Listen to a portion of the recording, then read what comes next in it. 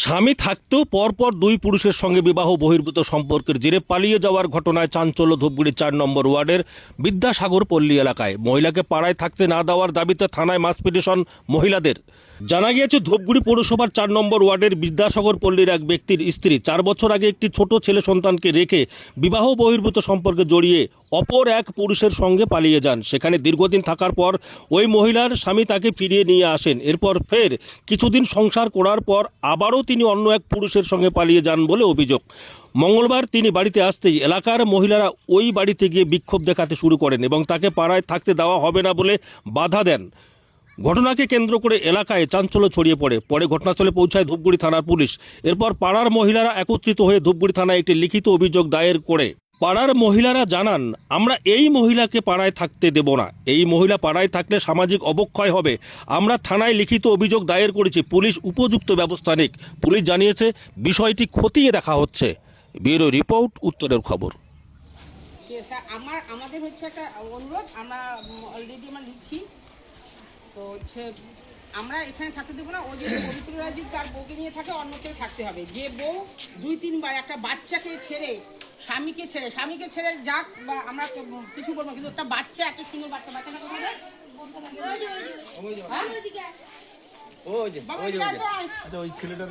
স্বামীকে ছাড়লো আর একটা স্বামী পেলো, কিন্তু এই বাচ্চাটা মা যাওয়ার পরে আবার বিয়ে করলো না, বিয়ে করেনি। স্বামী ছেড়ে গেছে আরেকজনের কাছে, তারপর 3 বছর হয়ে যায়। ওইখানে যা বাচ্চা হয়েছে, বাচ্চা হওয়ার পরে কালকে আবার চলে আসছে। এখন আমরা মানিয়ে নিব না। মানে এখন আগের স্বামীর ঘরে আবার আসছে? হ্যাঁ, আবার আসছে। স্বামীটা কি বিয়ে করছে? না, বিয়ে করেনি। তার স্বামী কি মেনে নিল? স্বামী মানিয়ে নিবে, স্বামী শাশুড়ি মানিয়ে নিবে, কিন্তু আমরা মানিয়ে নিব। আপনাদের দাবি কি রয়েছে? আমরা নিব না। ওদের যদি নেওয়ার দরকার হয়, পাড়া ছেড়ে অন্য পাড়াতে বা কোথায় যায় যায়।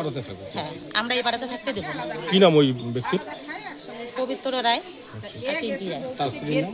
পিঙ্কি রায়। 3 বছর আগে আল্লাহ ছেলের সাথে গিয়েছে। হ্যাঁ, আজ গতকাল রাত্রে আবার আসছে। আপনার নাম? কোন জায়গায় এটা? মিরপাড়া 4 নম্বর। কি নাম বললেন আপনার? রিঙ্কু বর্মন। যা, হ্যাঁ, আমার বড় যা। কতদিন আগে আল্লাহ ছেলের সাথে পালিয়েছে? ও হচ্ছে 3 বছর আগে গেছে, যাওয়ার পরে ওকে আবার ছেলে জামালদা বর্ডারে ওখানে বাড়ি। তো যাওয়ার পরে ওকে আবার নিয়ে আসা হলো। 7 দিন ছিল ভাড়া থাকার পরে সে আবার গেল, পালাই গেল। থাকার পরে এই যে 4.5 বছর পরে এখন ওখানে গিয়ে আরেকটা বাচ্চা হয়েছে। হওয়ার পরে আমার ভাসুর আবার নিয়ে আসছে। ওকে যে রাত্রে নিয়ে আসে ঘরে ঢুকাইছে, আমরা বাড়ির লোক কেউ জানি না। এখন আমরা ওকে এখানে থাকতে দিব না।